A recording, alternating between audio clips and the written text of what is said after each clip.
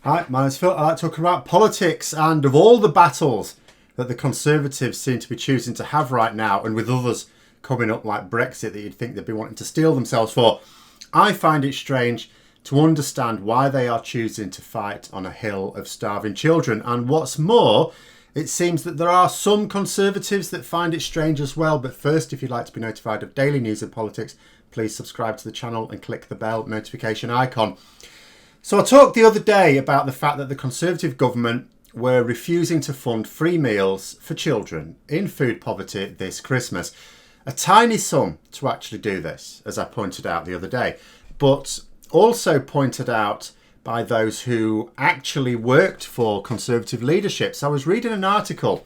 The article was on Boris Johnson's leadership in 2020 in general, but it was on the CNN website. It had a little snippet referring to this latest scandal and an interesting quote from Lauren McEvatt, a former special advisor for the Conservatives, who said, "People will remember in 6 or 12 months that the government didn't seem to care if children went hungry over Christmas during an economic crisis.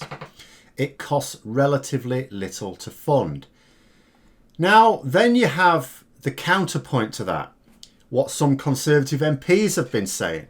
Now, one MP, Ben Bradley, suggested that if the government funded this programme, the money would go to drug dealers and prostitutes. As others were quick to point out, isn't that generally what happens to Tory MPs' salaries? Maybe we should stop paying them if that's the argument to be used. But this person at least attempted to use a little bit of subtlety. They framed it in such a way that allowed them to pull back from the real meaning of the comment, which is what they did when they were tackled about it by Labour leader, the deputy leader, Angela Rayner. But another Tory MP wasn't quite smart enough to be that subtle and was much more explicit. Mark Jenkinson, Conservative MP, made it clear that food parcels were being traded for drugs. This is what happened. Now, being fair, I actually tried to do a little bit of a search on this. Couldn't find a single reference to what this MP was claiming. So I felt moved to respond to the MP in question. I applied what we'd call in maths a proof by contradiction. So I assume that he's correct. Okay, so we follow that line of logic. You are correct.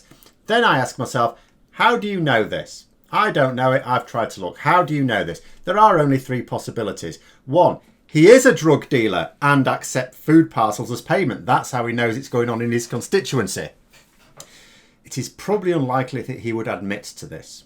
2, he is the customer of a local drug dealer and has procured supplies within his constituency with packets of pasta himself.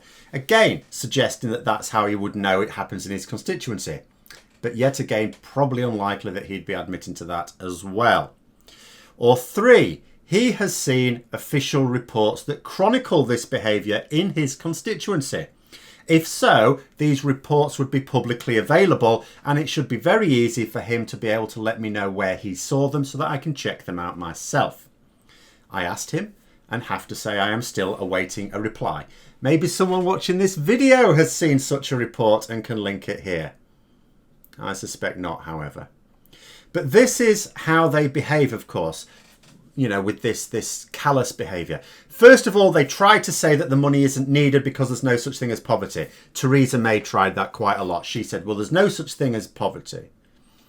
You know, she came up with the term just about managing, jams, just about managing. She said, I accept that there's a lot of people who are only just managing. They've got only just enough money. No one has too little money. Everyone has everything they need. So you try that out. When that doesn't work, and it isn't working right now, then they try and say, well, if we gave them extra money, it wouldn't be needed because we already give enough. We have these other funds as well. So they try to allude to these other funds. I talked about that in the video 2 days ago. There's enough money in the system already, they will try and say. And some Conservatives will try and push this as well. I saw a tweet from a possibly well-meaning arsehole saying that they'd just made a nutritious casserole for their family of 4 for just £3.50. There, you can do it yourself. Now, you can understand how they were thinking, which is why I say they were well-meaning. They probably budget for about a tenner themselves for their family meals in the evening. Okay, right. And they thought to themselves, so what would a poor person have? what would they have to spend? Let's say about £3. I mean, you can't eat for less than £3.50. And if they've got in their heads that the government give them enough, and they're thinking, well, what's the minimum you can get by on? Let's say £3.50. You know, that sounds reasonable without any actual research on their part. But the thing is, dearie, £3.50 is actually a shitload of money for a family to be able to spend on a single meal if you are in food poverty. £3.50? Are you joking? These are people who can't afford beans on toast every meal. And, you know, and I get that if you've never experienced poverty like this, you wouldn't understand it. I mean, I've been in that position. But at the same time, you should, even if you've never been in that situation, you should be able to work it out. At least do some research. You know, this is the sort of thinking that can only be engaged in by people who not only have never experienced poverty, but have no interest in even trying to think about poverty. They've no idea what poverty is, just a vague notion that it means only just having enough. No, it means not having enough. But that line of argument, again, only works on so many as well, because there are people who will have experienced poverty. And it may have been fleeting. It might be myself who's experienced poverty, but it was a small period of my life. Most of my life, I've had enough. I've had fine. But I can remember when I didn't, you know. So you've tried denying poverty even exists. You've tried saying that, okay, poverty exists, but we have these special funds for people to dip into. So we already do enough. That doesn't work. So what do you do next? Next you say, well, if the government gave any more, it would just be wasted on criminal activity. Yeah, that'll do it. That'll do it. Only that's not working either, because the hero of the summer, Marcus Rashford, the footballer who helped push this issue a few months ago and helped to force the U-turn to get the government to actually fund these meals over summer, has been inspiring businesses across England to help out where the government have been abandoning those communities. And I need to say England here because Wales, Scotland and Northern Ireland are actually funding this programme within their own borders. The only part of the UK that is not is the part that is entirely reliant upon the Conservative government. That's the problem. People and businesses have been quick to say that they will help to feed these kids. The government aren't going to do it. We're not going to stand by. And small and large businesses are committed to providing free meals. My partner was just telling me about a local burger van who's going to be giving free hot dogs to any child during the school breaks. They say they accept it's not the most nutritious, but it's food. And that's a small business. And I think to myself, that's a small business. One that's probably struggling right now due to the current downturn related to the pandemic.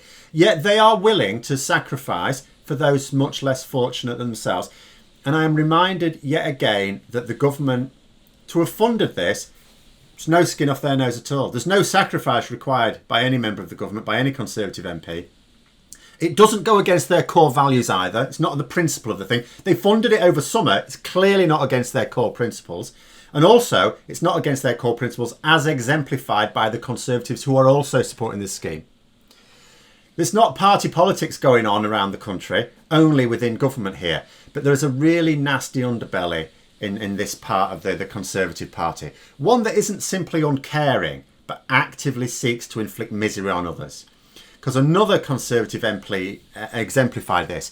Not content with trying to argue about why the government should not stump up this paltry sum to help feed starving children, they went further and said that any businesses helping out should be punished. All right. Selaine Saxby said in a Facebook post that she hoped that any businesses helping to feed these children did not seek government support during this pandemic. She later tried to extricate herself from the furore caused by her remarks and claimed she'd been quoted out of context. But of course she hadn't. Her Facebook post was there for all to see. People had read it. She was attacking businesses for their acts of charity. Acts of charity only needed because MPs like her voted to deny government funding for these children's food. And what really exposes the nastiness for me is the fact you get nasty people across the political spectrum. You get them in all parties. It's the fact that with these ones, they're surprised when they get a backlash to their comments. Everyone has thoughts that they know are probably not acceptable in certain circles. You know, you can say one thing to one group of people and not to another.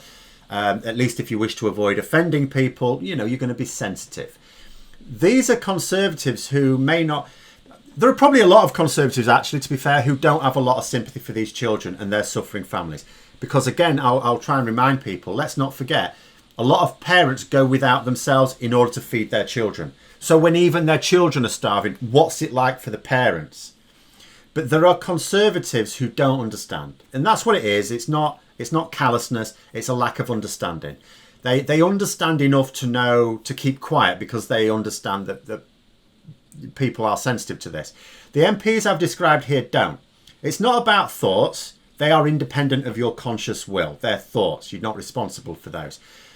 But they made comments in the most considered way. You know, they put them down on social media. That requires a depth of thought that is not always there. Even for a quick verbal outburst, you can say something on the spur of the moment that you may later regret. When you're putting it down, when you're writing it down, there's more thought goes into it. They are considered, these words. They know that people will read them and respond to them. In fact, that's what they're counting on. Who the hell posts on social media not to be read? Every syllable is exactly what they wanted to say.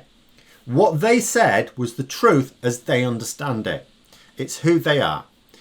They almost certainly imagine that it's also who their constituents are as well. But as the response to Marcus Rashford's campaign shows, I am delighted to say they could not be more wrong. So like the former special advisor, I do hope people remember this. She said people remember it in 6 months' time, 12 months' time. Because this isn't just about Boris Johnson, Dominic Cummings. This is about the Conservative Party. Not all Conservatives, I accept. I understand that. But it is the Conservative Party. That's what it is now. Whether it always was, I always thought it was. It's definitely what it is now. It's clear. People should remember this. 6 months' time, 12 months' time, 3 years' time, 4 years' time when there's a general election. Definitely remember it for the next general election.